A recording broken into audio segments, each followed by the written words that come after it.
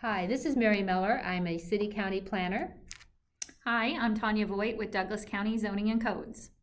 and this is a presentation about changes that are being proposed with the revised zoning regulations. In this presentation, we'll cover a wide range of topics. We're going to go through a very brief history of the amendment. We'll look at growth trends in Douglas County, and then we'll discuss the relationship between the revised regulations and the comprehensive plan. And we'll do a summary of the changes proposed to the zoning regulations as well as the subdivision regulations. We've been asked many times, why should I be interested in this and how will it affect me? That depends upon your situation. If you're planning on dividing land in the future, these changes will affect you. If you live on land near land that might be divided in the future, these changes could affect the area you live in. If you live in one of the small towns in the county, these changes might affect you. And if you have plans to use your property in any way that you're not using it right now, these revisions might affect you. So as we go through this, if you have any questions, our contact information is on the last slide of this presentation. Please feel free to submit your questions or comments to us.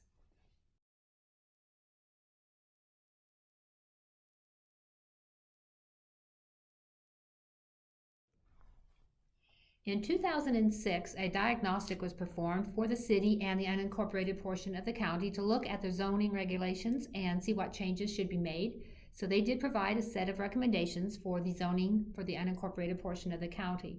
In 2006, the Planning Commission formed a subcommittee to begin working on revised zoning regulations. You said 2006 the first time. In 2000, Diagnostic of the county zoning regulations were prepared as part of the revisions to the City Land Development Code, which was revised in 2006. At that time, the Planning Commission formed a subcommittee to revise the zoning regulations. Two of the committee's key goals were to correct uses that were in each district, to update the permitted use table, and to create an agricultural zoning district which had agricultural as the primary use.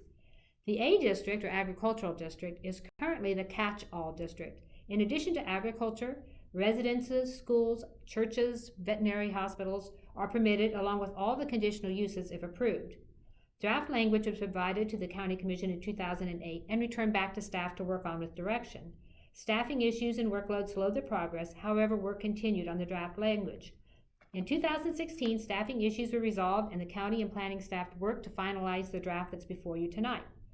We are requesting public input so that we can make some changes as needed or correct errors or inconsistencies. What you have before you is not set in stone and can be changed, so please feel free to provide any suggestions or comments. With these proposed revisions, the remaining recommendations in the Duncan Diagnostic will be met. One recommendation was the creation of a true agricultural district. The proposed regulations will create a new agricultural district as recommended by the Diagnostic and will use maximum density as a control. The Diagnostic recommended maximum densities of no more than 1 unit per 20 to 40 acres, and we're recommending 1 unit per 20 acres. Cluster regulations were added with the revised subdivision regulations in 2006, so that recommendation was met. Minimum lot areas were revised in the zoning regulations, and road frontage standards were adopted with the access management standards. The proposed zoning regulations will complete the recommendations of the Diagnostic.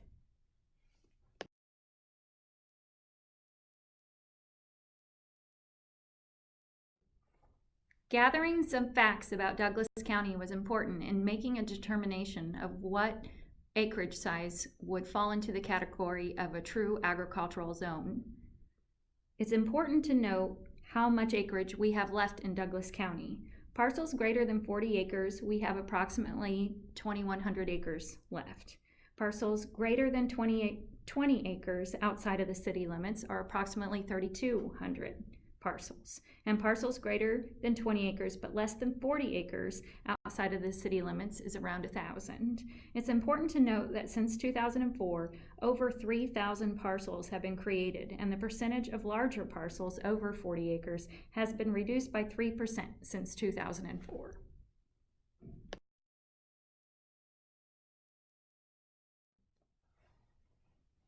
Also, in determining a true agricultural zoning district, we wanted to know how many counties in Kansas are zoned, and out of the 105 counties, 54 counties are zoned. And what are our neighbors doing, and how would that possibly impact us, or how do we line up with our neighbors? In Jefferson County, which is a zoned county, agricultural zoning requires 40 acres. If you'd like additional residences at a density of multiple houses on 40 acres, you would be required to rezone and plat to a different residential district called rural residential or suburban residential. In Leavenworth County, which is also a zoned county, there is no agricultural zoning district. They have residential zones with 5-acre requirements. That still does require a rezone and a plat. In Shawnee County, it's also a zoned county. It has no true agricultural zoning district, and you can subdivide land into 3-acre lots with no rezone process.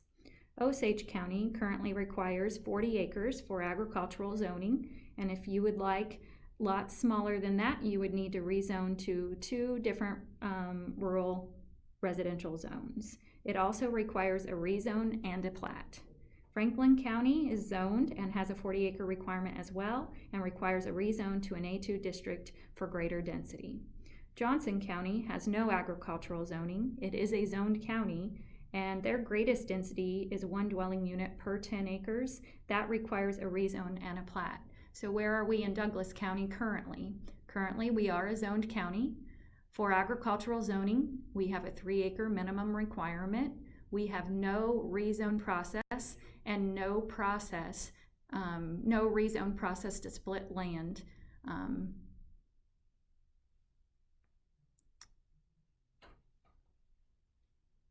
We do not require platting nor an agricultural lot split.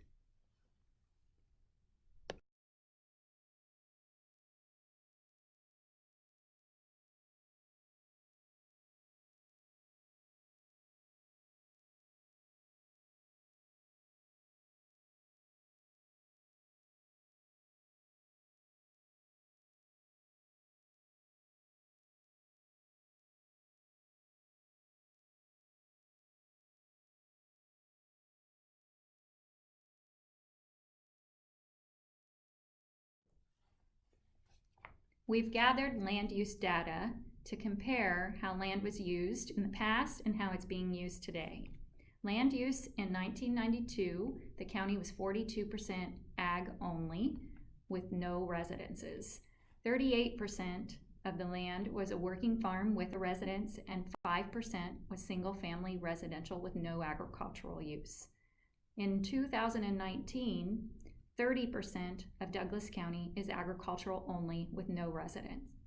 18% is a working farm with a residence, and 36% of our lots are single family residential with no agricultural use.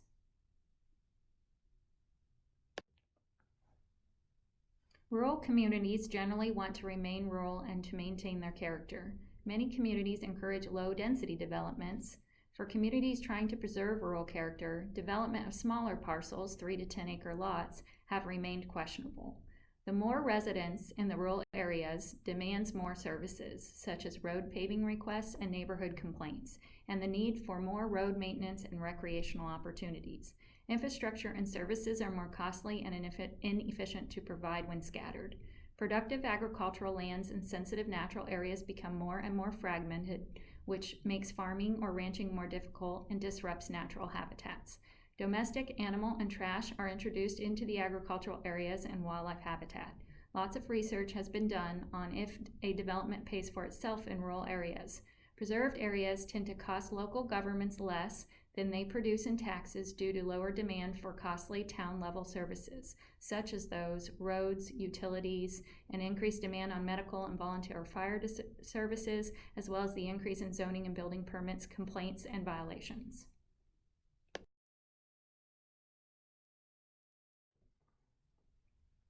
A comprehensive plan is a long-range plan for a city or county which captures the vision of where the community wants to be at some point in the future. The term comprehensive suggests it's an all-inclusive approach to analyzing and evaluating the future growth of a community. At minimum, most comprehensive plans provide guidance for the physical development of a community, with an emphasis on future land use and thoroughfare planning. A comprehensive planning process allows a jurisdiction to be proactive and have greater control over its density, allows a jurisdiction to step back from day-to-day activities and identify factors influencing and shaping the community, provides one of the only opportunities to comprehensively analyze a community and evaluate how competing interests can be balanced, provides guidance for the orderly growth, development, and physical appearance of a community, builds consensus and commitment from elected and appointed officials, staff, the overall community, and other interested stakeholders, provides guidance for future decision-making, and prepares a community for action.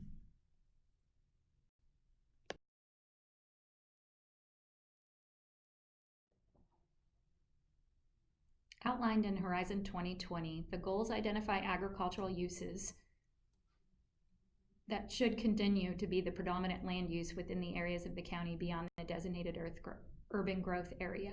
Uses should be limited to those which are compatible with agricultural production, and uses should be limited so that the new development does not unnecessarily remove productive land from agricultural use.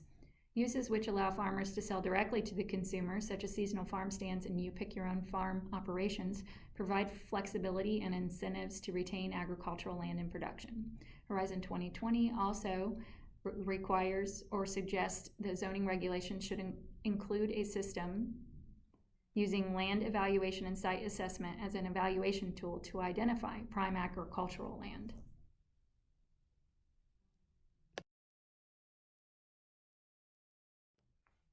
The outline goals related to preservation in Horizon 2020 focus on open space, the preservation of prime farmland, and other environmentally sensitive areas such as floodplain, wildlife habitat, and wooded areas. It recommends the increased preservation of natural areas and open spaces, including those we just discussed. Preservations would serve multiple purposes, including maintaining the rural character and providing regional recreational opportunities such as trails and community connections, while encouraging sustainable agricultural practices, increasing stormwater and floodwater management capabilities, and improving wildlife habitat quality by enhancing the overall ecological function of the natural environment. Development is not precluded, nor is it encouraged within natural areas or environmentally sensitive areas due to severe slopes, the presence of floodplain, lakes, streams, ponds, forestation, and/or natural wildlife habitat. Priority natural areas that should be protected or acquired due to unique environmental and natural contributions are the natural corridor along the Kansas River, the Wakarusa River in the corridor between Douglas County State Lake, Lone Star, and Clinton, and the clusters of undisturbed tallgrass prairie in the northwest and southeast portions of Douglas County.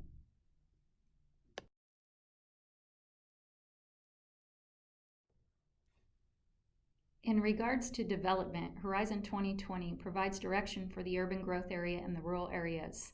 It provides clear direction requiring lands within the urban growth area to promote higher density growth within subdivisions and platting. Outside of the UGA, it limits development to uses that do not remove productive land from agricultural uses without urban-type density in order to protect and enhance the rural character and the quality of lands in the rural area. It requires developments within the UGA to be platted. The majority of subdivisions should be directed to the designated urban growth area and not scattered throughout the rural area. Non-farm residential development should be directed to urban areas. Residential development should be limited in those areas so that new development does not unnecessarily remove productive land from agricultural use. New residential development in the county should protect and enhance the rural character and quality of the unincorporated portions of the county. The rural area is the land that lies outside of the designated urban growth area. Lands in the rural area are not planned to develop or to support urban densities of development during the planning period.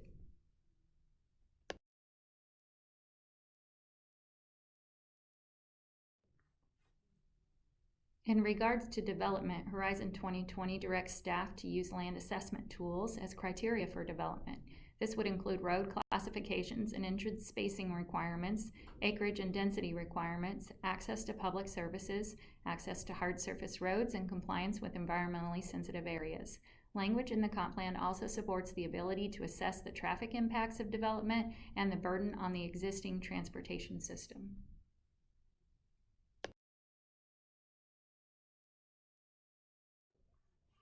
In regards to commercial development, the comp plan suggests limiting such uses outside the UGA because of the impact on surrounding land uses and public services, and provides the ability to require proof as to why a proposed commercial use cannot locate in the city limits. It requires proponents of commercial and/or industrial development beyond the city limits to provide reasonable documentation to substantiate that sites are not available within a municipality. Commercial development beyond the UGA shall be limited and carefully reviewed based on the intensity of the use, the impact on surrounding land uses, and the impact on public services and the transportation system.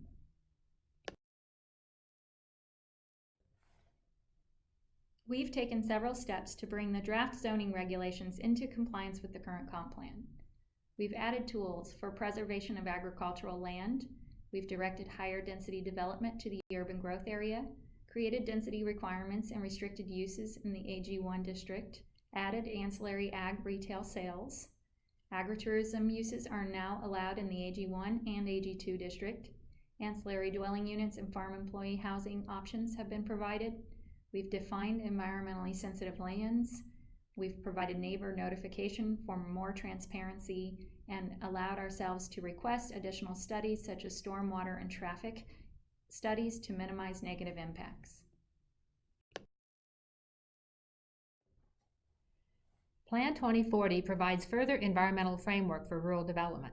The Balancing Act is planning for growth and protecting our agricultural landscape and heritage.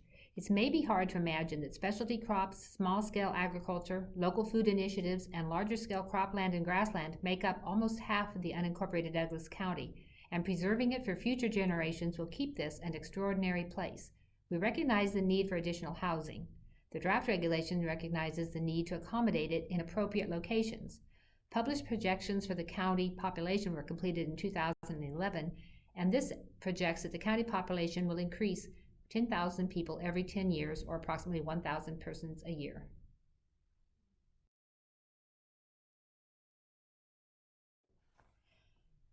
Horizon 2020 was the comprehensive plan during most of the development of these regulations. However, as Plan 2040 is in the process of being adopted and is nearly done with that process, we reviewed the revised regulations with these Plan 2040 and found that they were compliant with the new recommendations.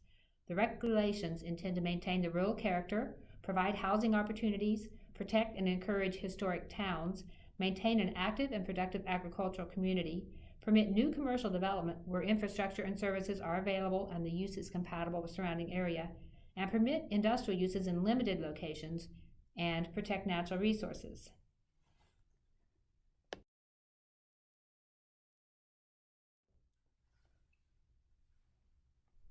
The revised regulations are intended to retain the rural character of Douglas County by minimizing agricultural land conversion to non-agricultural uses and high-density residential, particularly outside of the urban growth area, and requiring rezoning for these changes. The rezoning will allow an evaluation of the appropriateness of the change and the impact on the rural character. And by utilizing compatible design, conservation, and growth management principles. Establishing zoning districts that support the rural character and development patterns. Environmentally sensitive lands are defined and protection standards are established for site plans and conditional use permits. Housing options are increased to allow cluster residential developments to preserve agricultural lands. And the districts were developed to provide guidance and protection for the historic unincorporated towns and to remove the nonconformities that exist there now. Adding development review standards that, in addition to evaluating the impact of the use on nearby land uses or the character of the area, allow evaluation of the impact on public services and transportation systems, stormwater management, etc.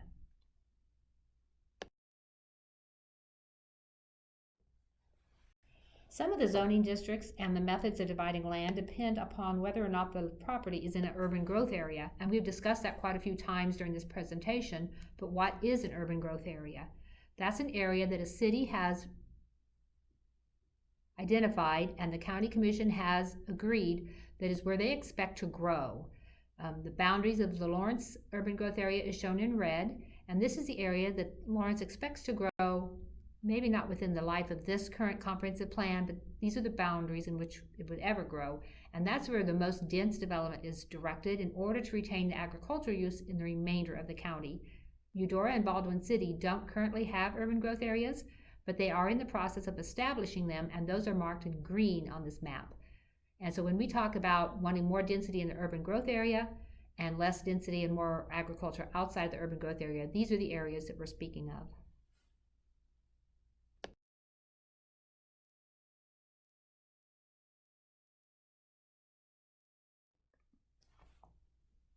With recent data, our office has identified and discussed a dramatic increase in the number of development applications subdividing land outside of the urban growth area.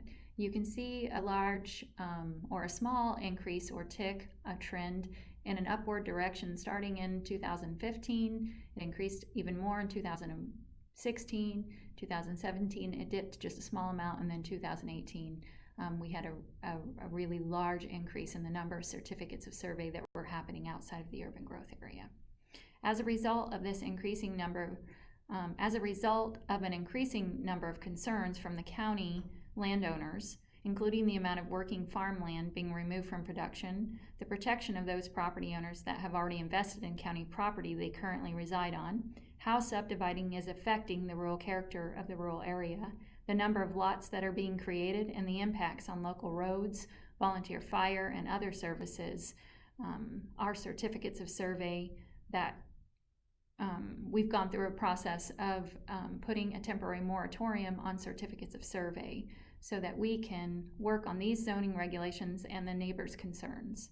Because certificates of survey are administratively approved outside the urban growth area, neighboring property owners are often unaware of land divisions into multiple lots right next door to them until construction has already started. At this time, there is no public process for input of such lots.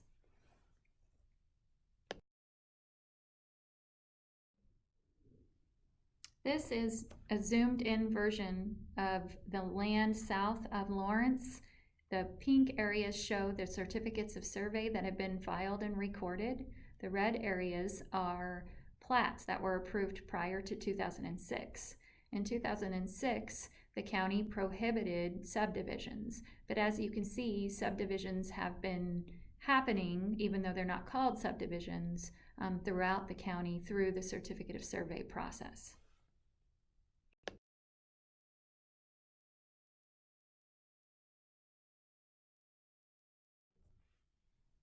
Prime farmland, identified in green, has been identified by NRCS using soil survey information from 1973. In 1973, NRCS identified soils as Class 1 and Class 2.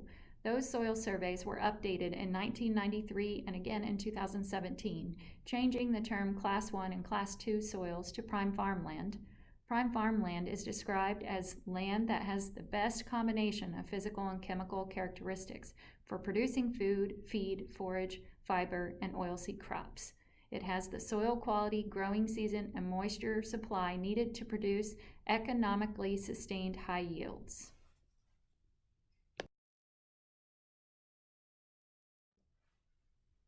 You can see in orange Class 1 and 2 soils. This would have predated the changes in 1993. Horizon 2020 refers to both Class 1 and 2 soils and prime farmland without a clear distinction between the two. The green area showing prime soils is the map that the county is using today on our public website. You can go to our Douglas County website to GIS mapping. You can pull up properties and turn on a layer for prime soils. Because Type 1 and Type 2 soils reference is old data from prior to 1973, staff believes focusing on the best available data, prime farmland, is the best tool. We recently added that layer for the public to be able to utilize. Other layers that are available include road classifications with frontage requirements and setback requirements, wetland information, certificates of survey, conditional use permits, and just recently, agritourism sites.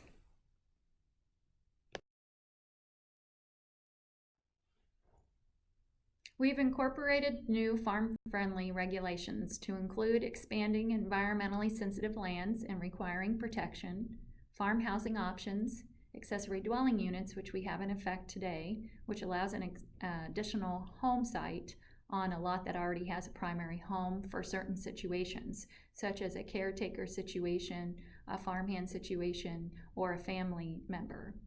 We've added ancillary ag retail sales. Agritourism uses are now allowed in all districts, and an agricultural agreement required for land divisions in the A district for mortgage purposes if a piece of property would like to go down to the smallest health department lot size requirement, which is 3 or 5 acres.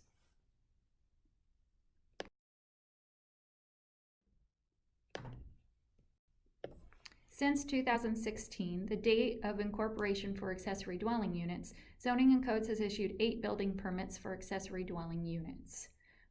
An accessory dwelling unit provides additional housing options in Douglas County for situations like I mentioned previously, a caretaker situation, allowing parents or grandparents to age in place for family members or farm tenant situations.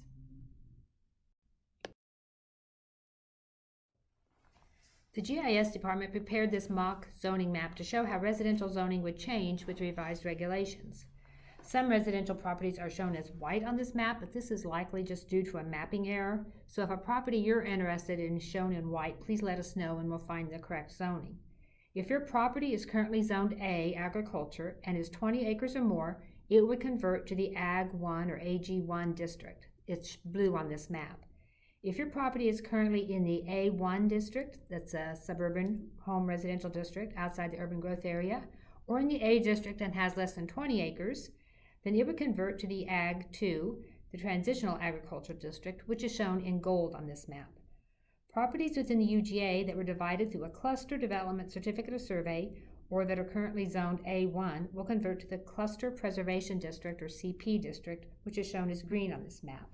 This is a very preliminary map, but it illustrates the basics of the new zoning and the distribution. These are the conversion zonings.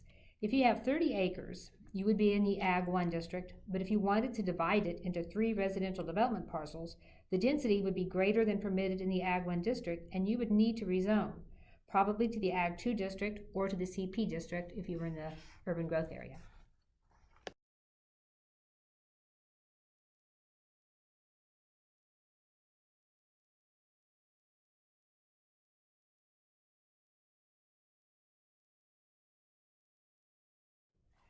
The change to the zoning regulations will require some changes to the subdivision regulation. This graphic shows the land divisions that are currently possible throughout the A agricultural district. If you have 20 acres, you're allowed to divide it into 2 parcels through a certificate of survey, provided you have the required road frontage, and create 2 residential development parcels. This density has been seen at times as altering the rural character, and the land division doesn't require public notice or process. This hypothetical parcel will be used for several examples in this presentation. We're pretending it's 20 acres and has 700 feet of road frontage. Today you can divide it into 2 residential development parcels. The maximum density possible for parcels in the A district today is 2 dwelling units per 20 acres.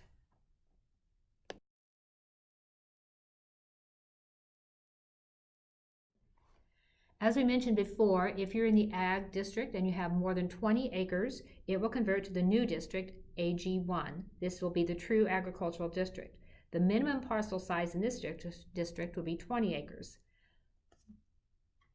The maximum density permitted will be 1 dwelling unit per 20 acres.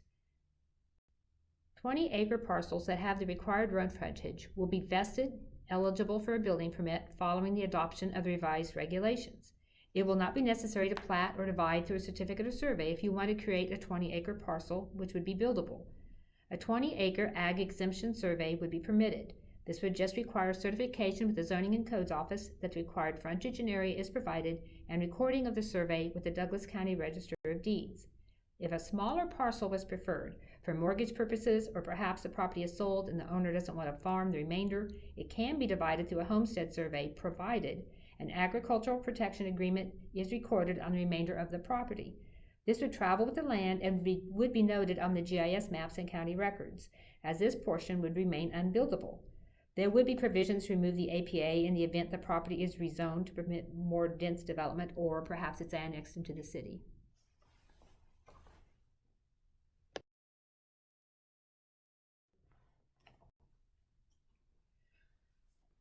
So if you have an 80-acre parcel, such as this one, in the Ag 1 district, you could divide it into 4 20-acre buildable parcels through the Ag Exemption Survey. Today, in the agricultural district, you would need to do certificates of survey and could create a maximum of 8 buildable parcels. The density is being reduced, but the process is being reduced as well. The graphic shows the parcels with the required road frontage in this example.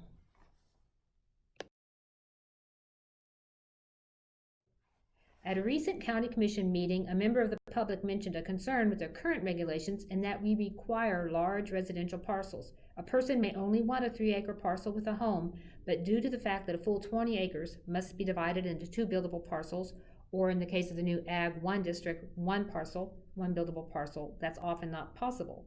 The Agricultural Protection Agreement will allow the 20-acre exemption surveys to be divided so that the house could have less acreage, down to the minimum permitted by code along with the required frontage, with the remainder being reserved as an unbuildable portion. It isn't possible to combine lands in the Agricultural Protection Agreement in order to create more buildable parcels.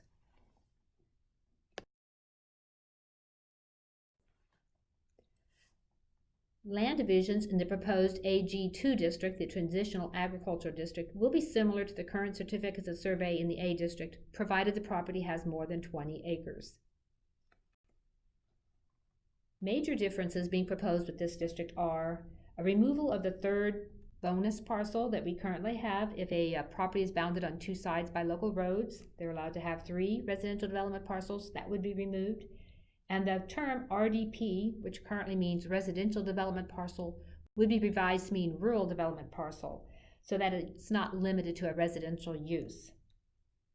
Today, if you want a non-residential use in the unincorporated portion of the county, you have to plat, but you have to divide through a certificate of survey for a residential use, and sometimes a person may want a house and an agritourism use or a conditional use permit, and then it's difficult to do that because you need both types of land divisions.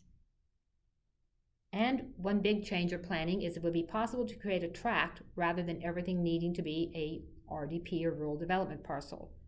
Currently, everything has to be placed into a rural development parcel. However, with the Agricultural Protection Agreement, it'd be possible to make 2 small residential parcels and leave the remainder in agriculture.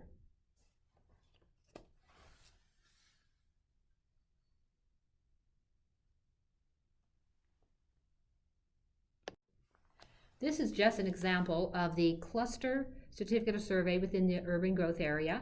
If you have a property of at least 20 acres, a minimum of 40% has to be set aside in a future development area. If you have environmentally sensitive lands, these are typically placed in this future development area. The remainder can be divided into rural or residential development parcels, a minimum of 3 acres each, and they have to be served through 1 shared access drive to the road, unless it's necessary to have more to protect environmentally sensitive lands.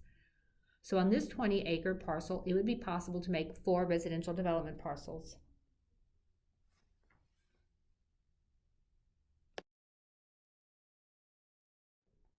We are proposing with the CP district, or the Cluster Preservation District, 2 changes. One would be that the certificates of survey would be listed to no more than 4 residential development parcels. The process would be exactly the same. Public notification is still required. The division process is the same. But in order to prevent too many residential development parcels sharing access on 1 private shared drive, or to create a de facto subdivision, the number of residential development parcels is limited to 4. To divide this into more development parcels, you would need to do a plat, which would be a preliminary and final plat, and then you could create a public road. This is an example of an existing platted subdivision. The revised subregs will allow platting for residential development. It will require it if you want more than 4 residential development parcels. An interior road will be required to provide access to the individual lots, and this will be dedicated as a public road. 40% of the property will still need to be set aside as future development area, and a temporary set-aside agreement will still be required for the protection of environmentally sensitive lands. Future build-out plans will also be required when platting.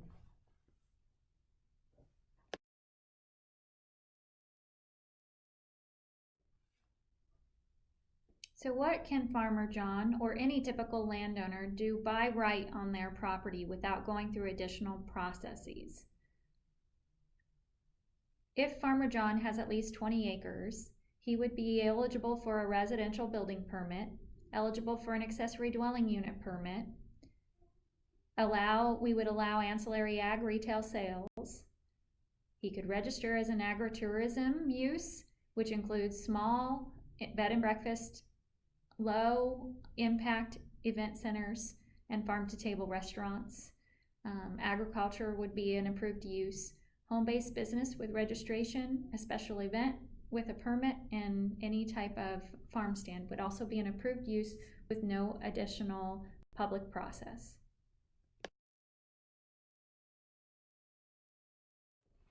This is the current zoning map of Douglas County. The blue is the agricultural zoning, and the green is the A1 or suburban home residential zoning districts where we have platted subdivisions. From this, it appears most of the county is used for agricultural uses with limited residential subdivisions. This is a map created by the GIS department that shows the actual land divisions throughout the county. The green area includes property within the A1 district, those real platted subdivisions, and also those in the A district that's less than 20 acres. This gives a clearer picture of where agricultural land is and where land has been divided for other purposes, whether it's used for those purposes now or not.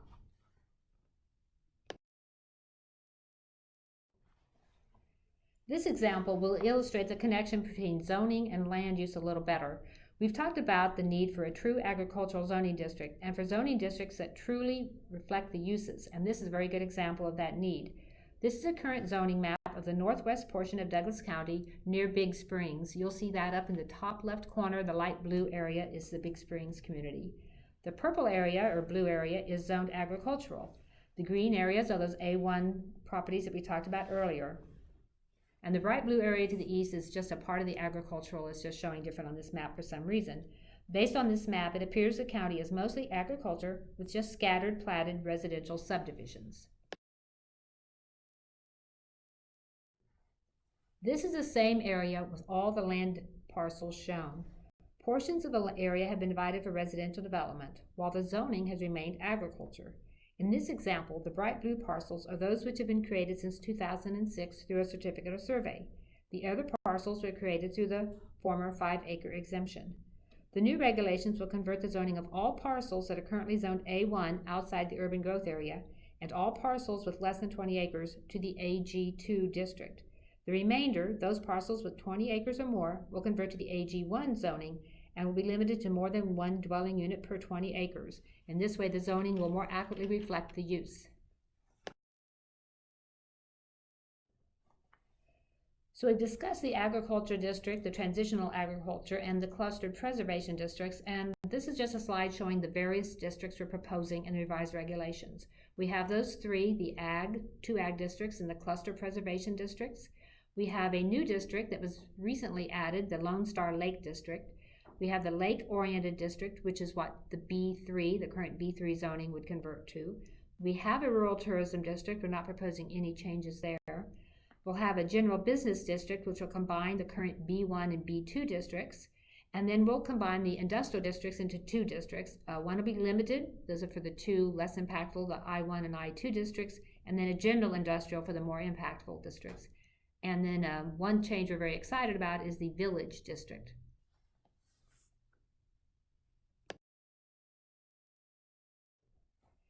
So we've discussed the AG1 district quite a bit in this presentation, the true agricultural district. Any request to rezone out of the district will be evaluated with regards to the suitability of the property for agricultural uses in order to maintain a strong inventory of agricultural land.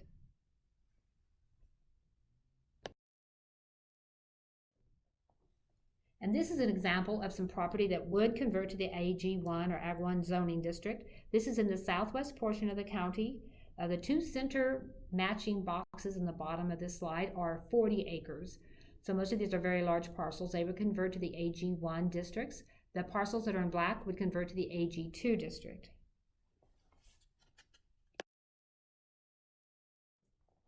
So some of the major changes that are being made when we convert to the AG1 district. We've added some uses, primarily uses that are compatible with agriculture or related to agriculture. For instance, a research facility Agriculture related would be added. If it's small, it could be permitted. If it's large, it would take a conditional use permit. Small scale slaughter would be allowed. Various other uses would be allowed. The ancillary ag retail sales, again, would be permitted. If it's small, take a conditional use permit if it's larger. Some of the permitted uses that are permitted today would require conditional use permits because it's possible they might not be appropriate in all locations, such as commercial dog kennels, hospitals for small or large animals.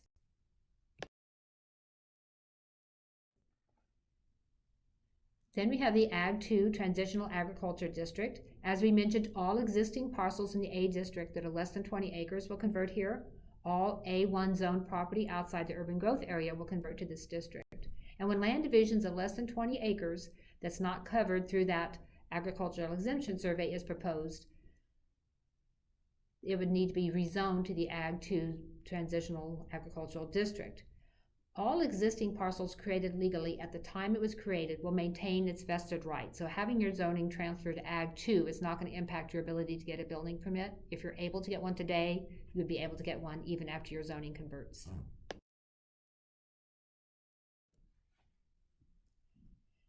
These are examples of some land that would convert to the Ag 2 district.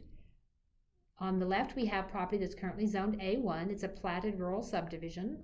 Parcels are less than 20 acres, it would convert. And on the right, we have properties that were divided through the 5-acre exemption. Again, they're less than 20 acres, so they would convert to the Ag 2 district.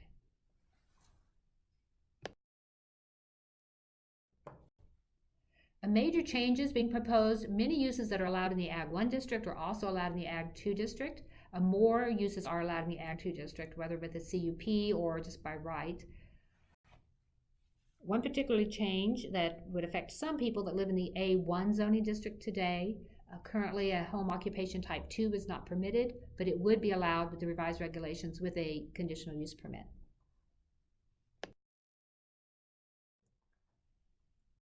All A1 and R1 zone property in the UGA will convert to a new district, the Cluster Preservation District, along with all properties that were divided through the Cluster Certificate of Survey process. Division of lands to a density greater than what's permitted in the AG2 district, 2 dwelling units per 20 acres, will require rezoning to the CP district.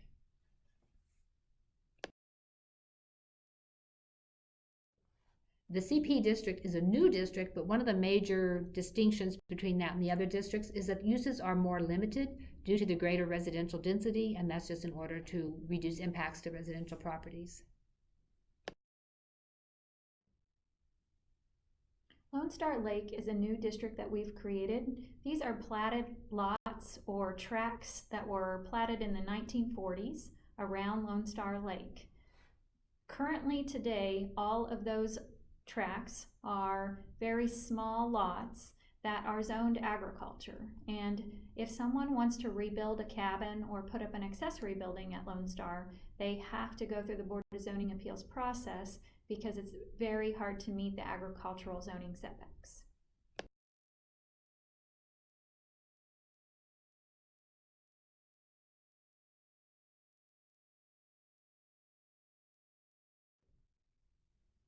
This aerial just illustrates what the lots at Lone Star Lake look like and how hard it would be to meet agricultural zoning setbacks, which would be 50 feet from the road, 10 feet from a side yard, and 30 feet from the rear. The new Lone Star Lake district sets realistic setbacks that would allow a new structure to go up on the parcel without having to go through the BZA process every time.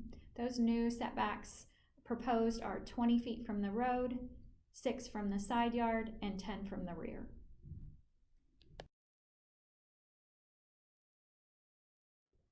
The lake business will be replacing the current B3 business district. It's intended to accommodate uses that would serve the users of recreational lakes in the county: Clinton Lake, Lone Star Lake, Douglas County Lake, etc.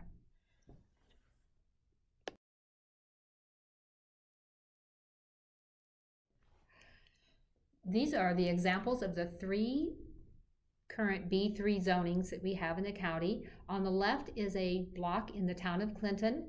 We're assuming this would rezone to the V Village District. On the right, we have the 2 boat storage properties. One is the former Judy Junction that's at the top, right at the end of Clinton Parkway. and the one at the bottom is on the way to Lone Star Lake. These would retain their these would convert to the lake-oriented business district. The major change with this zoning district is just the updating of the uses that are permitted. Currently, the B3 district permits a very narrow range of retail sales and uses. It allows antique sales, the sale of artist equipment, photographic equipment, bicycle repairs, fishing supplies. And rather than that, we've expanded it to allow a lot of general categories that would be appropriate for use near a lake. We've added commercial riding stables, community centers or museums, religious institutions, small campgrounds, and other items that we think would be appropriate when you're near a lake. We've also changed some conditional use permits to permitted uses, such as farm stands, farmers markets, an event center, and we've combined all the retail sales uses into just a general category of general retail sales. The Rural Tourism Business District was a district that was created just a few years ago. It was intended to serve uses that were more expensive, and people were wary about getting conditional use approval for them. We started with a conference center or a corporate retreat, and so the rural tourism business is intended to accommodate uses that benefit from the rural character and maintain and enhance that character.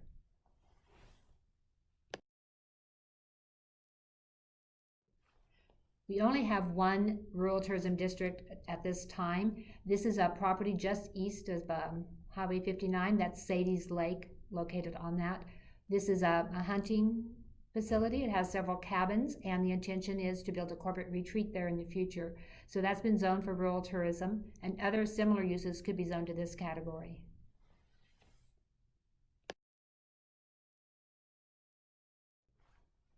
So the major change with this district is that we reduced the list of conditional uses. Today, if you have a conditional use, it's permitted in any district that it's not allowed in, provided you can get approval for it. We've streamlined this list and just tried to select uses we thought would be appropriate in the rural tourism district.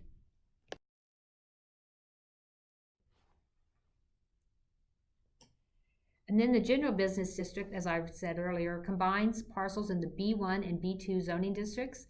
This is intended to provide commercial space in appropriate locations along principal arterials and other major thoroughfares that could serve the motoring public or residents in the area.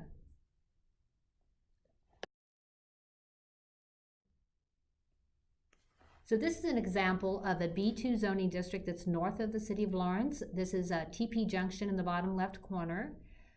As you can see, a lot of the property that's zoned B2 is actually farmland. And then there is a small corner of B1 zoning. This is actually the only B1 zoning district that would convert to the general business district. There are a few other districts, but those are undeveloped or landlocked properties. So this would be the one B1 district that would convert to our general business.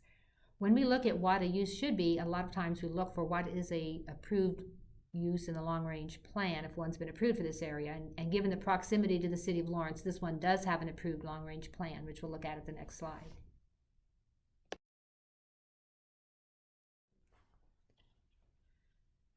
And so the long-range plan is recommending open space for a large portion of this property, probably due to the fact that there's a lot of floodplain. It does recommend industrial at the corner.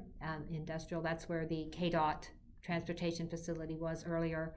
It recommends agricultural in the area that's currently agriculture, and it does recommend commercial in those two corners. So with revised regulations, we would convert the two commercial corners to the general business district. We would also keep TP Junction.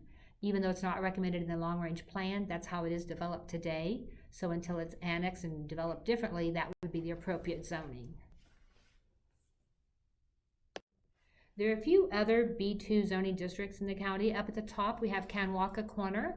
That's Stoll Road leading off to the west. This has some undeveloped property. It has a residence.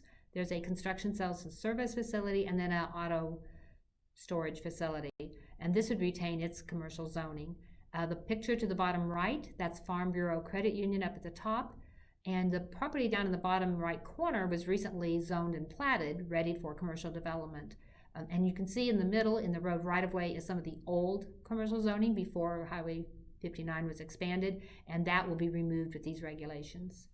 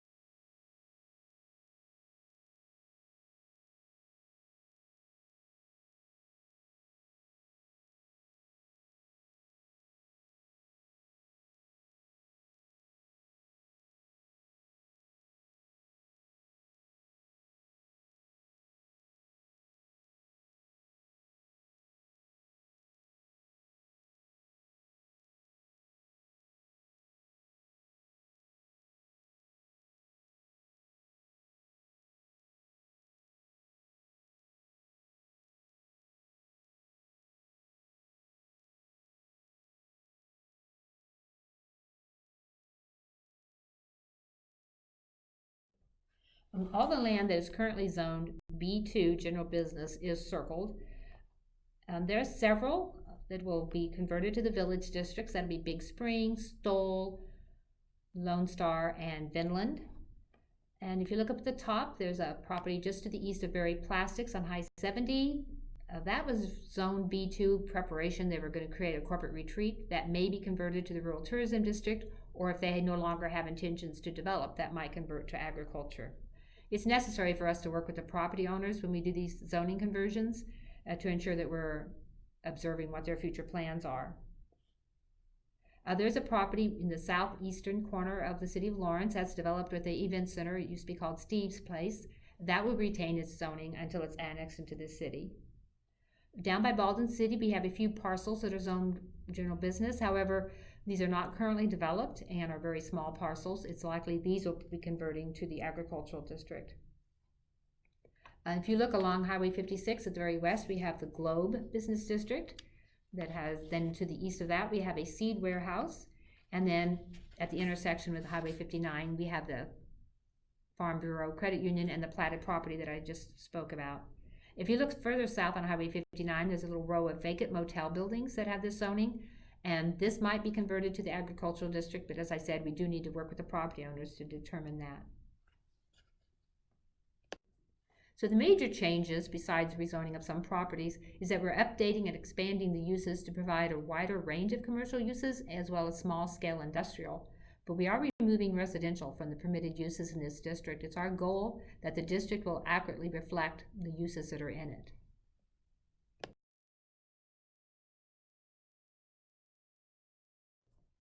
And then the light industrial district will be a combination of current zoning I1 and I2.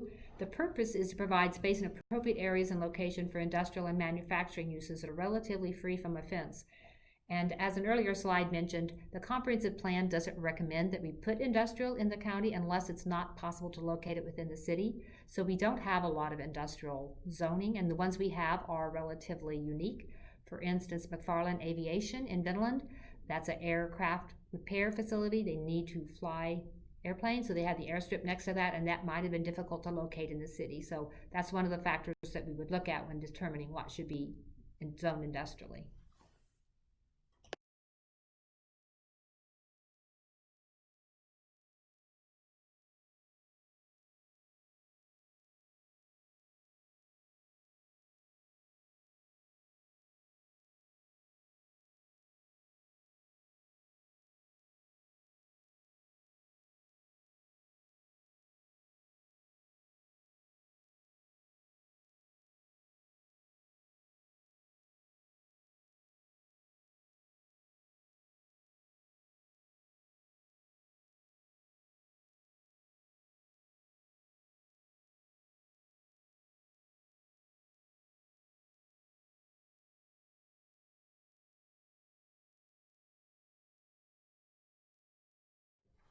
So this slide shows all the I1 and I2 zoning in the county today. Some of these are not developed with industrial uses and would convert to probably the agricultural district.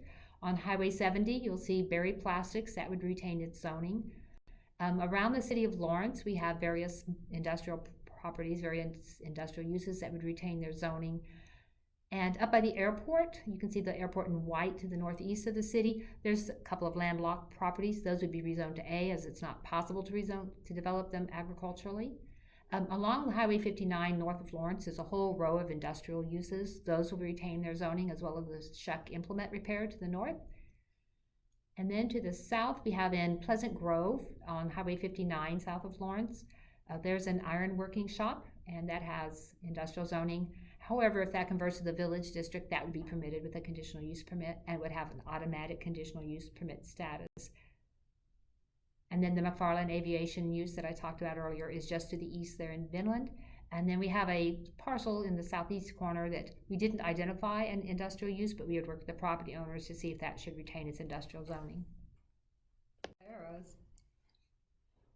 And so some of the major changes, we want the district to reflect the actual industrial uses. So we moved uses such as offices, banks, restaurants, hotels, motels, fairgrounds, circus grounds, personal services, and just tried to actually maintain light industrial uses. Some uses we added that we thought would be appropriate in the rural area would be commercial grain storage, commercial compost, and then recycling, collection, and processing.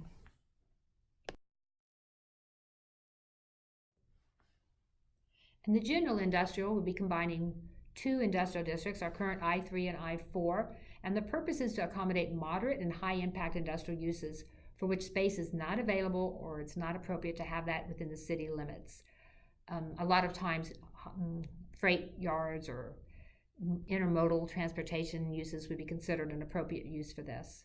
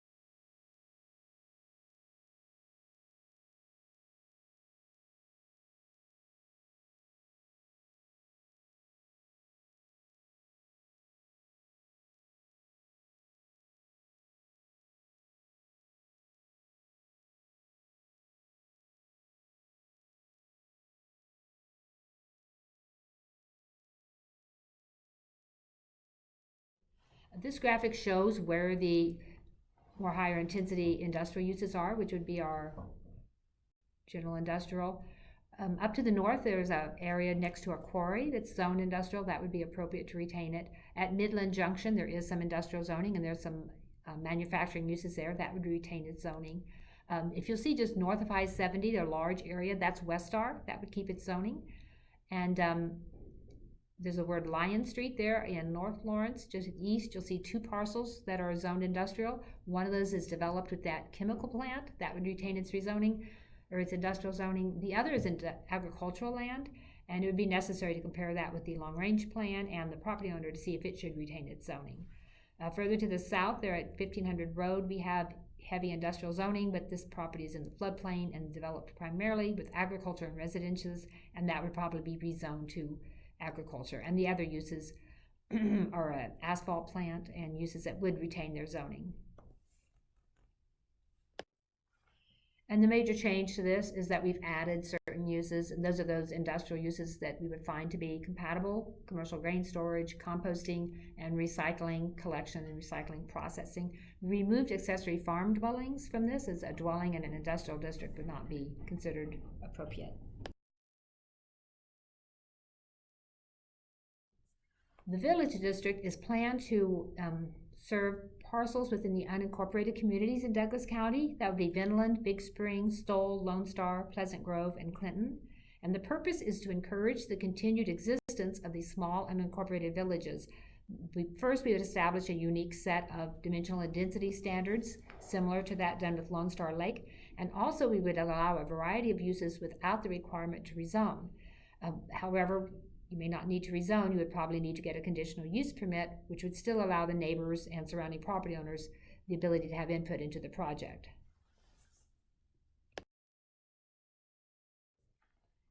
And this is an example of one of the villages. This is Big Springs. Currently, it's all zoned for business.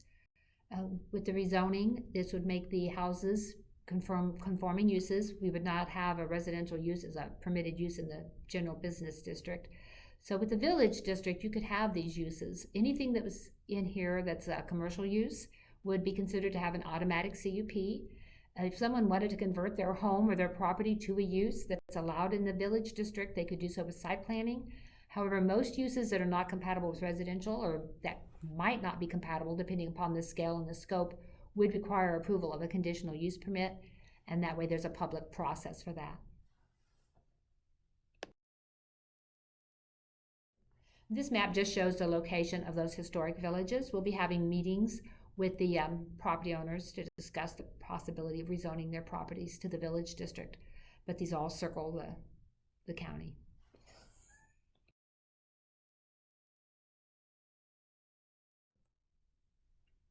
So what's new in our proposed zoning regulations? On top of all the things that we've already discussed, there are a few other things that we felt were important enough to incorporate. Regarding the Board of Zoning Appeals, we'd like to allow the volunteer board members to have successive terms, which allows them to continue to stay on the board. It's a volunteer board, and often it is a challenge to keep members on that board. And so allowing them to continue to serve for as long as they would like is super helpful. We've revised their duties.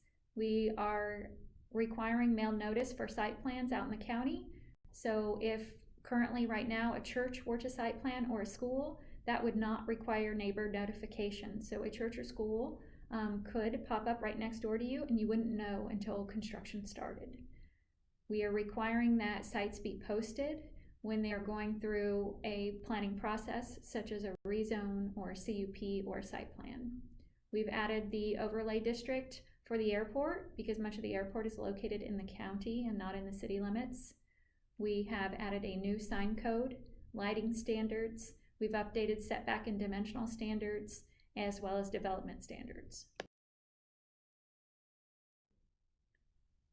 The format of the new regulations utilizes a table that illustrates for any particular use whether or not it's a permitted use, a conditional use, a special use in each of the districts. New uses were identified in the previous slides for each district.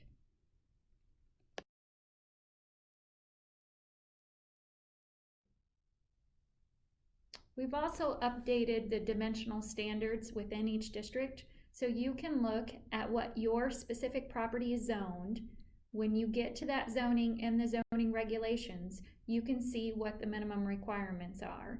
You can see what your front and side yard setbacks are, what your rear setbacks are, what your minimum lot size is, what the depth and the height requirements are, and the density requirements for each of those districts.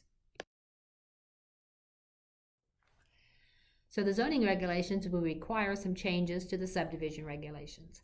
One of those will be to change the definition of the RDP so that it's not a residential development parcel, but it's a rural development parcel. That way we're not restricting it only to residential uses.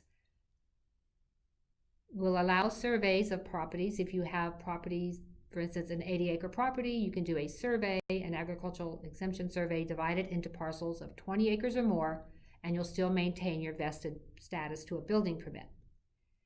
We're adding the agricultural protection agreement to allow smaller parcels for mortgaging or clustering while maintaining the farmland or the open space. We'll allow both types of certificates of survey in the urban growth area, both the rural and the cluster. There are sometimes people in the urban growth area just have property that's not vested and they want to develop with one house. It doesn't make sense to do a cluster certificate of survey for that. And we'll allow platting for more dense residential development in the urban growth area only. And this will allow the development of public roads.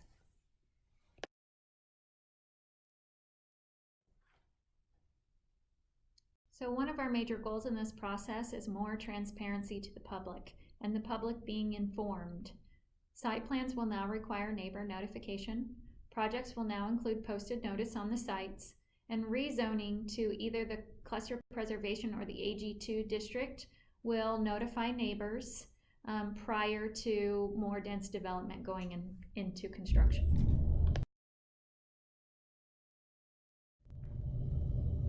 We've updated the definition of environmentally sensitive lands to incorporate priority to heritage woodlands, which are old growth forest. We've added prime farmland and productive or potentially productive ag land, and the possibility of native and restored prairies.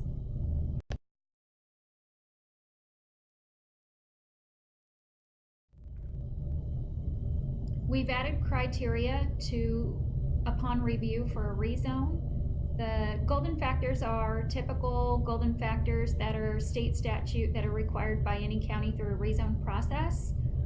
But we've added two new factors, including the preservation of sensitive lands and the maintaining inventory of agricultural lands.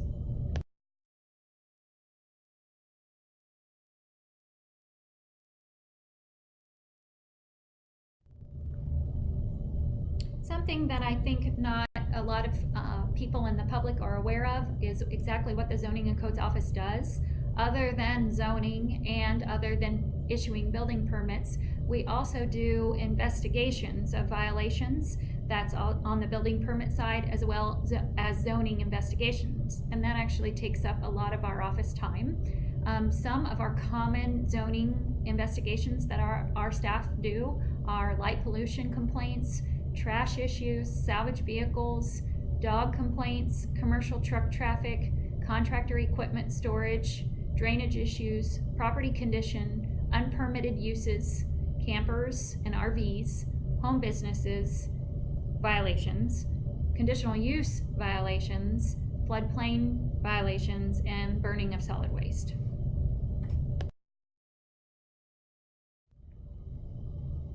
These photos just show a few of the investigations that I've done since I've been in the zoning office.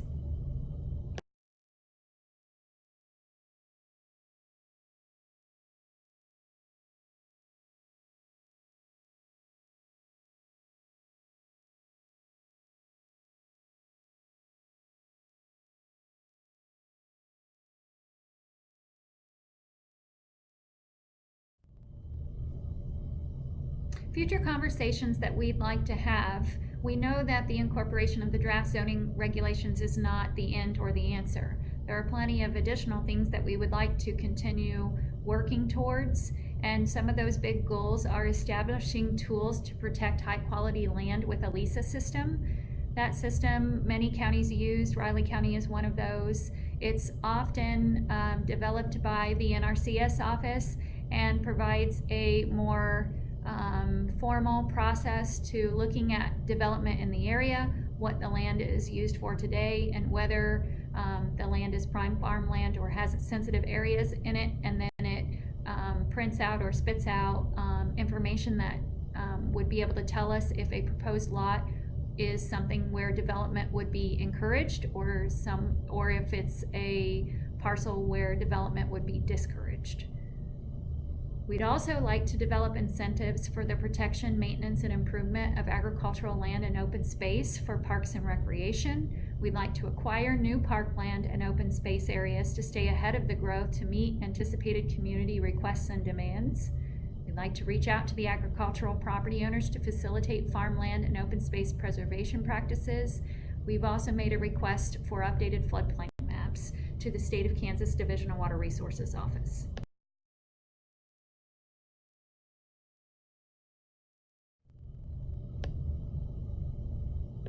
Because we're a participant in the National Flood Insurance Program, which allows property owners to purchase flood insurance, our jurisdiction is required to regulate flood-prone areas. We currently regulate the floodway by prohibiting all development in the floodway. This includes the excavation of dirt and the removing of trees with their tree trunks, because that can disrupt the water course. In the floodplain, we require in the urban growth area a structure to elevate 2 feet above base flood elevation. The area outside of the urban growth area has a 1 foot above base flood elevation requirement. Some of these structures or any other type of development, including ponds, excavation, tree removal, some of those also require permits with the state of Kansas as well as a local floodplain development permit. Because we've been in a situation where we're seeing increasing residences in rural areas, including the urban growth area, we have some concern about how much floodplain is located in the urban growth area, and we've actually seen those areas flood twice in the last 3 years. The city of Eudora is in the process of adopting an urban growth area, so we've gone through the areas south of town, and we've requested to the state of Kansas, the Division of Water Resources, to remap and remodel those areas. The original maps that we have are based on early 1990s data, and we believe that the development has increased enough that those maps may no longer be accurate. So I don't know that we have any answers to the future for the floodplain of Douglas County, but we do know that it's ever changing, and that we may be incorporating new additional floodplain maps in the future, and maybe new additional floodplain standards because of the erratic and unforeseeable weather other patterns and changes that we're seeing.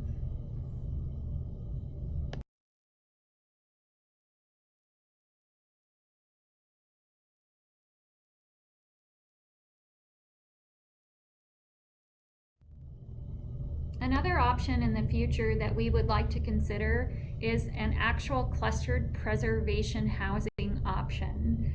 Clustered housing it could be a new use that would be allowed by a conditional use permit. We haven't decided on a standards for that yet, so it will not be incorporated in this new set of zoning regulations, but is something that we're interested in doing some more research on. Cluster housing usually allows for a higher percentage of preservation for open space or agricultural uses.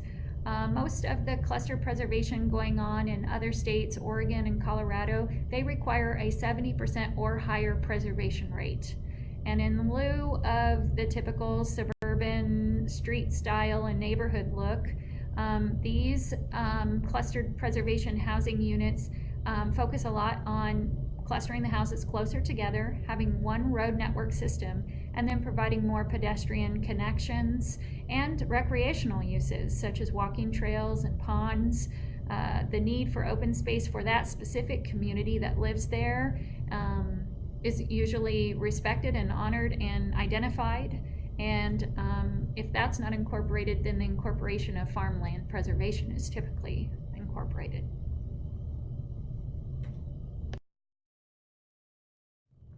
This is an example of a cluster housing proposal in another state.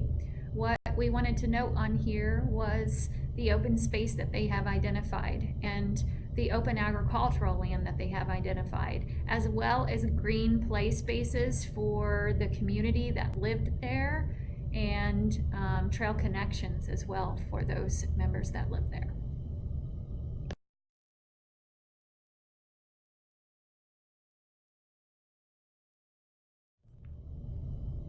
We're in the process of wrapping up our community meetings. We've met at the Taylor Barn in Wakarusa School.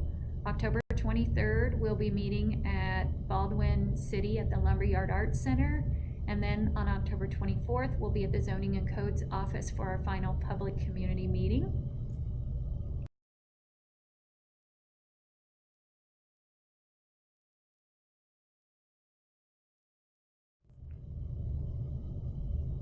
The announcement of the dates and times of the countywide public meetings and the draft regulations, as well as this presentation, are up and available on our website. The website is douglascountyks.org/department/zoning and codes.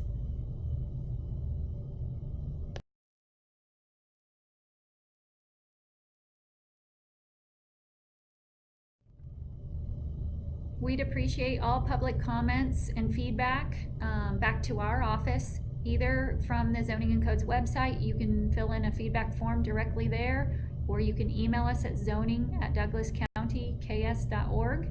We would like those comments back to us by November 15th.